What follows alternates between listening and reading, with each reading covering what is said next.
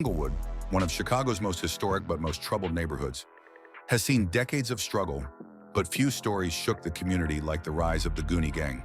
What began as a small clique of young men quickly evolved into a violent criminal enterprise that federal prosecutors say terrorized Englewood in the mid-2000s. According to federal indictments, the Goonie gang carried out as many as 3 shootouts a day during the summer of 2016, turning entire blocks of Englewood into battlegrounds. But what set this group apart wasn't just the violence, it was the way they embraced it. Members bragged openly on Facebook, posted photos and videos flashing guns, and even made custom Goonie gang t-shirts to celebrate the chaos they brought to their own neighborhood. Prosecutors say the gang treated violence like a brand, something to market, something to show off, something to feel proud of. But behind the social media persona was a long list of deadly crimes. The gang was connected to numerous shootings, armed robberies, and at least 10 murders. One of the most heartbreaking incidents involved a shooting inside a barbershop, a place where children were present, where an innocent man lost his life because he happened to be in the wrong place at the wrong time.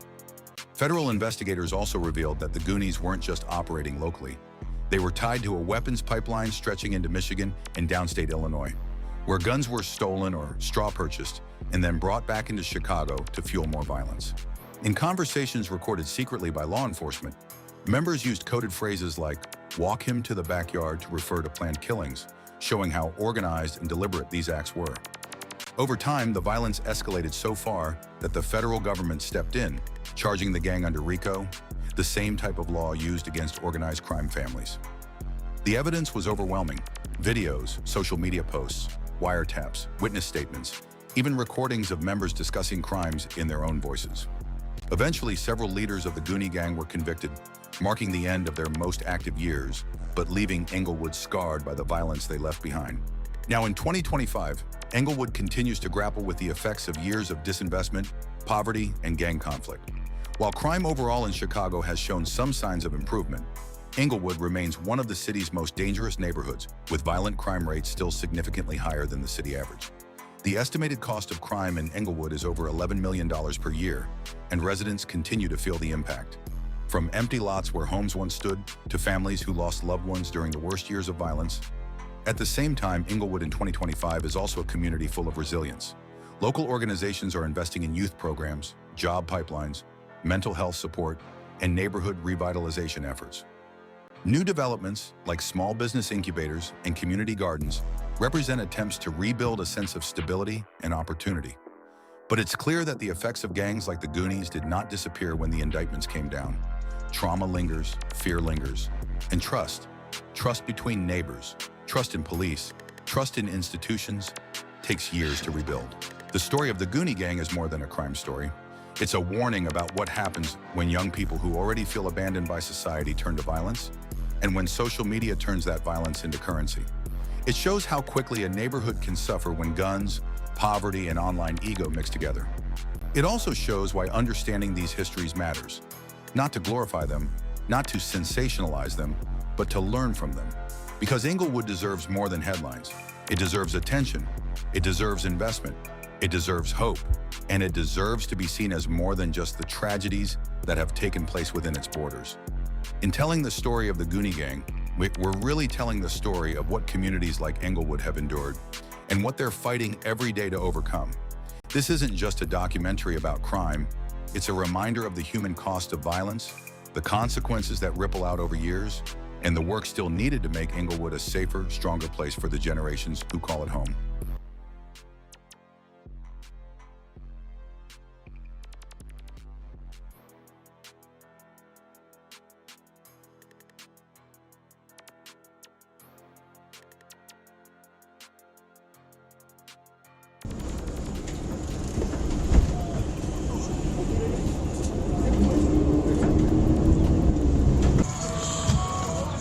Okay, I'm back over here in Chicago with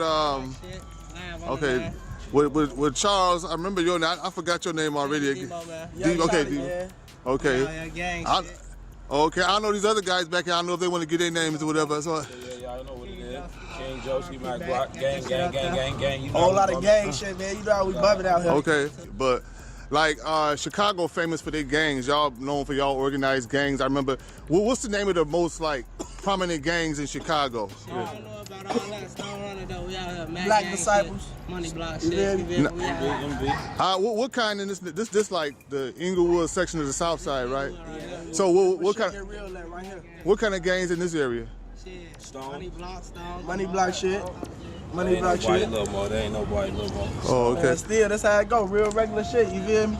Okay, now I know, like in now, do y'all have like if you wanted to see gangs? Do you see gangs like standing on the street? Do they wear the same clothes? Like you know? Man, that shit old days. Right. That Clothes shit you wearing. yeah, because people like Detroit got some games too, but people always ask me, well, how come I don't see gangs? They think they stand on the street like bandanas on their head. Like, don't nobody do that no more. You know what I'm saying? That shit old, bro. Don't nobody doing that shit, man. That shit old days, man. Yeah, like now gangs is low key. People low key, and I know in Detroit they low key, and what they do is they form a gang and they do certain things together. They might commit crimes together or whatever, but they don't stand on the corner and you know. What? I said some shit hit you right. I know I want to tweak it on Stone. What is that? Shit. There's something hit my hand. Look, hey, we Okay. can make this shit up, man. GK2 on this bitch, man. This shit can be made, shorty. All that G9, man. I don't know how this shit get. All right, y'all, I'm back in Chicago. I'm over here with, y'all probably remember Bally. Y'all know the one where we had the little, had some shots fired in one incident. Drunk that bitch loud as hell. So, hey man, tell everybody what's been going on. I'm back in the trenches, man, back home after 6 months bid, be the case, switch case, be the gun case, 10 bands on the lawyer, y'all know what that do. In that switch case. Stay beating them bitches. Well, let Gino number 9 though. You know who we smoking, Long Live 9? Fuck that. Fuck yeah, why you rockin' with I know you always, You know how I'm always like, smoking something big. ready for something to go down, and y'all, he's showing y'all what he got right here. Ain't nobody gonna come through this bitch today. You hear me? Okay, what you got there? Dracos, Forties a batter. Sugar Mama's a batter. About man, heavy shit, man. No, nothing light. I guess you gotta be strapped around here, huh? What do you say? Who's that?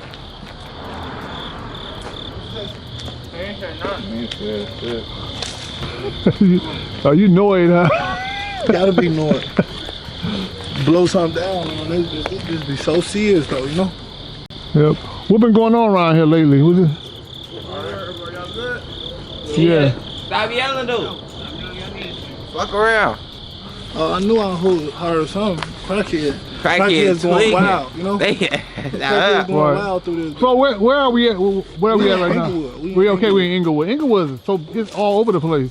We on 73rd, 72nd, 71st. Come through this Okay. bitch, fam. I'm still in the trenches. This shit So, real blood ties. How long you was locked up for? 6 months. 6 months. Yeah. And so you been out for how long now? About like 3. Oh, Like 3 okay. months. Ran it up in 90 days. I'm from them. Can't behave. You was in Cook County. Yeah, I was in Cook County. So Hey, I was in MDC. I was feel like meat. You know that bitch sweet. SIS is on my phone. It was like, phone from yo.